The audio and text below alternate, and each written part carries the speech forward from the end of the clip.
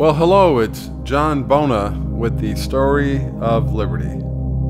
We know that if a man will not work, that he should not eat. The Holy Scriptures show us that. This new work ethic that was brought to us by our forebears, they were willing to work with their hands and the sweat of their brow. This is where America's economic liberty came from. And frankly, the economic liberty we still enjoy in America today is tied directly to the free market. We know that individuals and companies are free to buy or sell or even produce their own products or services as capital permits at will. People can choose the professions they like, the jobs they like, instead of being assigned a job by government. Employers have the benefit to hire employees they determine best suited for the job. And this free market of consumer satisfaction, too, by the production of goods and services, is accomplished by the goods and services that customers actually desire. This competitive free market is a wonderful system that produces goods and services at a better quality and lower price. It's a wonderful system. It works on its own without any government agency overseeing it, because people in business have experience. They know what to supply and what's needed and precisely how much product to offer. It flows very nicely. Day after day, month after month, thousands of trucks, delivery trucks, and supply stores with the right amount of product they need to meet their particular consumer demand in a particular neighborhood. Again, no government agency was needed to tell the delivery trucks how much product to deliver. It all gets done without a loaf of bread molding or a carton of milk souring. It's a good system. You know, the earth can overcome just about anything but government programs. We could see that obviously, and these pictures that we're about to show you speak of the principles of biblical economics. See, they work in God's world whether we like it or not. A man named Marshall Davidson sent an email that made an impact, and he shows the results of the bombings of Hiroshima 68 years ago. Just look at these pictures. The radiation was supposed to last 1,000 years, and that it would create a massive dead zone. You could see these pictures of Hiroshima in 1945 after the devastation of the atomic bomb. We all know that Hiroshima and Nagasaki were destroyed in August of 1945 after the explosions of atomic bombs.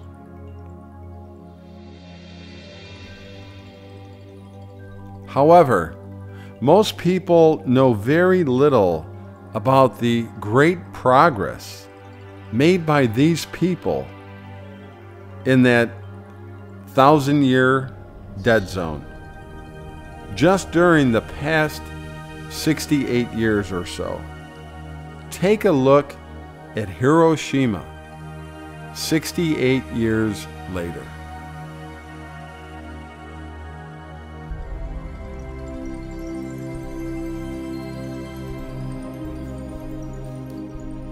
Vernon Hall said it right. The government is the house where the economy lives. True economic liberty will flow nicely for the people and its government.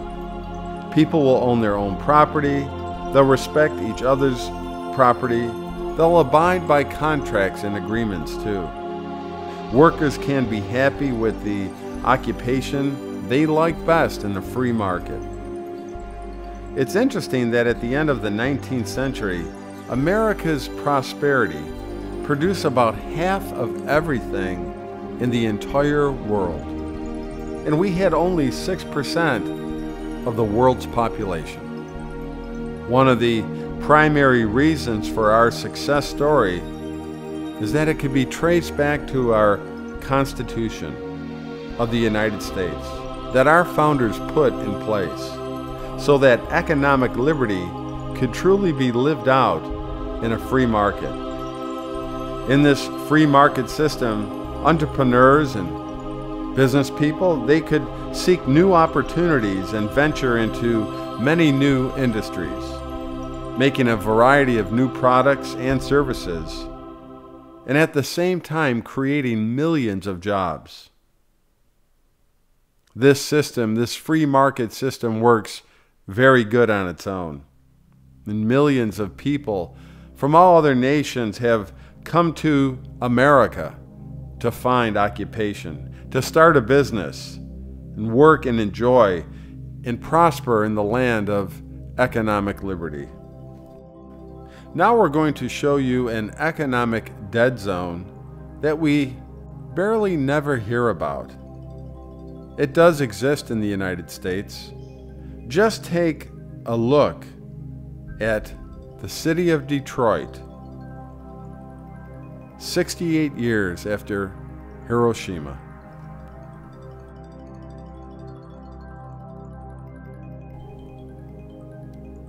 Look at the devastation, the destruction in our inner cities.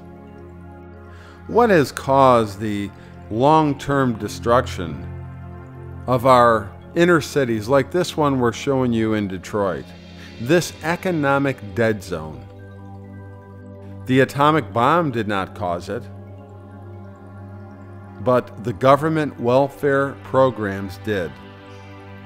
Unfortunately, these areas exist in many cities in our country, and people from these areas, they are voting for the government welfare programs. They want someone to take care of them. This is a very sad situation. But Christians, the churches of America, the charitable organizations, we need to help these people, not the government.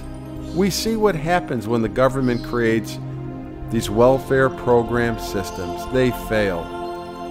The people that benefit from these welfare programs are the 2- and 3-bedroom communities in Maryland and Virginia, the federal employees. But unfortunately, this welfare system that we have for our inner cities is failing, and it'll never work. Just look at Japan. It does not have a welfare system. They're very productive economically. They say, work or do not eat. We clearly see that the current habitual welfare policy has been a failed attempt to help the poor, to the point where the welfare system has damaged the lives of generations of families. And many of these lives are virtually stolen away. Let's remember Adam Smith. He wrote a book called The Wealth of Nations. In this great book, Adam describes the 4 basic economic liberties needed for a nation to have a free market. These 4 liberties are as follows: the liberty to try, the liberty to buy, the liberty to sell, and the liberty to fail. The greatest enemy of this free market system is a large government that places overbearing government regulation on business. It's proved to be counterproductive to job creation and business growth.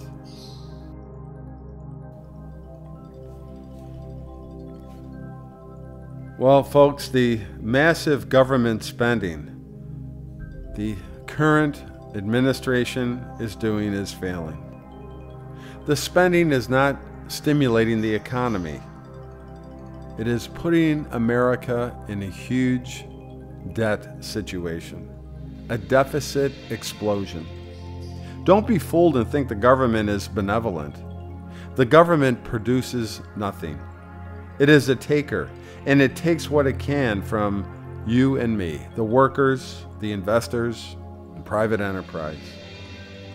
It is simply not shown anywhere in the Bible to redistribute wealth. The welfare system is failing.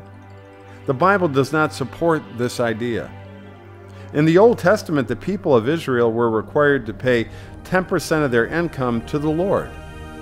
The system was like a fair tax, a flat tax, because everyone paid the same percentage. If someone made $40,000, they paid $4,000. If someone made $100,000, they paid $10,000. See, both rich and poor get the same protections. Fire protection, the same roads, the same military, the same army to protect us. We receive exactly the same benefits from government when government does what it should. Each person also deserves what he has legally and fairly earned. The current welfare system is a socialistic agenda to tax the people, to regulate the workers, and control the working environment where private enterprise otherwise would flourish. Over the last decades, all three branches of government, Congress, the President, and the courts, have went outside the border of the Constitution. The powers that the Constitution gave to them, they have gone outside its borders. We hope and trust that the people of America will rise up and say, that's enough. Let's remember that America still could be the most prosperous and greatest nation on the planet. But much work needs to be done to keep her as a thriving economic nation. And we could do it. You then who love America and its great history, please consider what we're saying. Remember, people made America what it is today, and we can make America what it ought to be.